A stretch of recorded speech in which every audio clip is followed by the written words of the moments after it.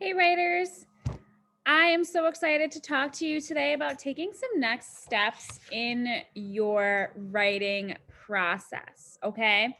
So we're getting to the point where we are ready to do some outlining and maybe even add some color, but I want to talk to you a little bit about that. And I want you to recognize the value that adding color can have to your work. So I found this picture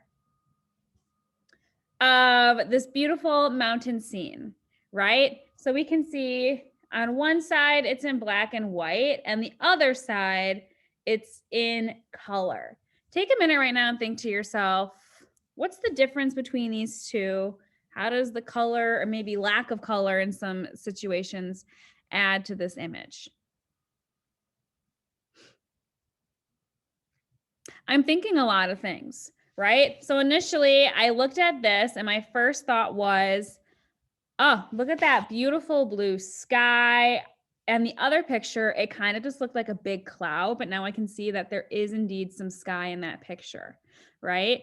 I'm also noticing on the black and white side, there's nothing wrong with this, but I'm seeing all these trees here and I'm thinking, gosh, I wish I could see, that rich green foresty color. Whereas on the other side, I'm getting like the reflection in the snow of the sky. And I'm just kind of seeing a little bit more clearly. It's a little bit more defined when I have that image in color, right? So even though we can look at some images and see that they're interesting in black and white, there's nothing wrong with that.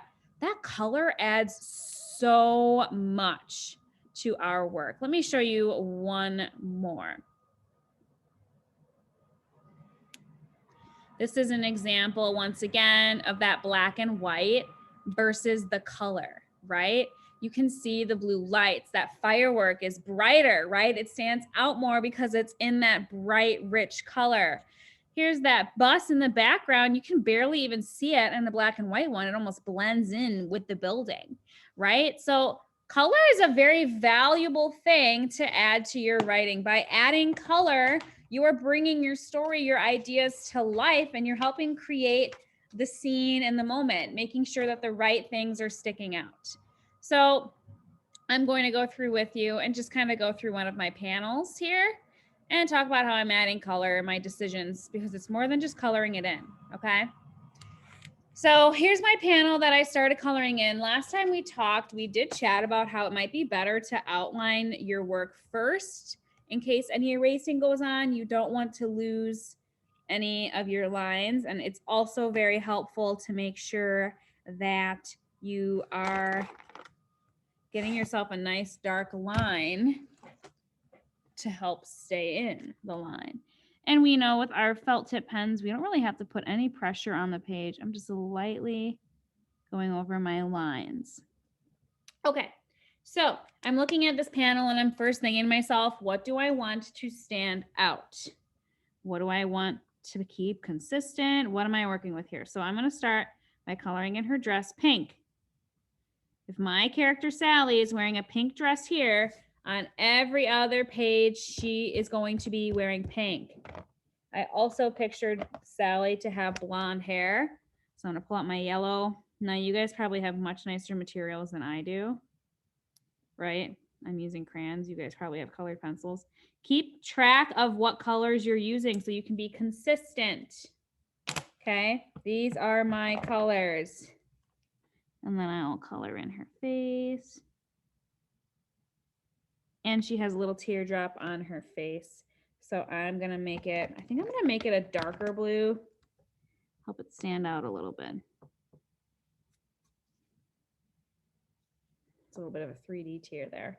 Okay, so I have Sally running, and then I'm looking at my background here. I'm realizing something. I never really added anything to indicate if this was grass or anything. So do you see how as I'm adding color, I'm kind of recognizing some of the things I was missing and forgetting. So I'm going to draw some dark squiggly lines here to show the grass. And even as I'm thinking about coloring it in, I'm realizing I have this wind going in behind my character. I think I'm going to use a light blue to show the wind because I feel like wind is usually blue. but I don't want it to stand out too much where it doesn't make sense.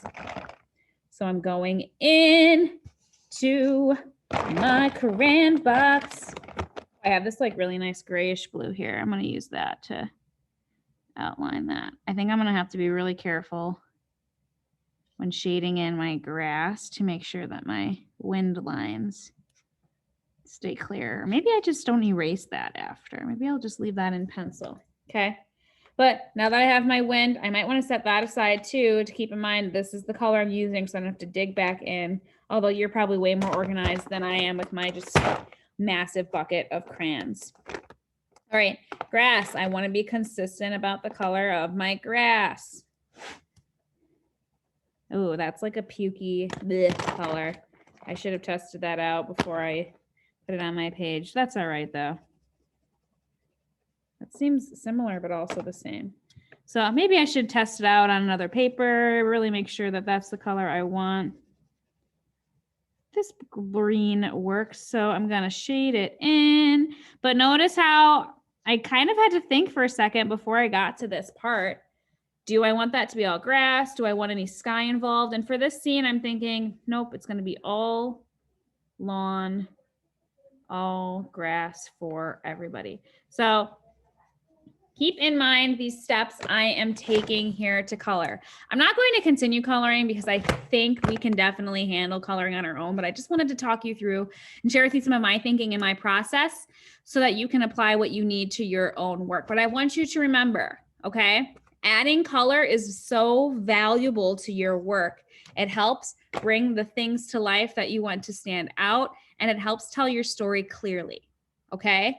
So outline your picture, erase your pencil marks, and then start going in with color, making sure that what you want to pop is popping in each and every one of your images. All right, happy writing.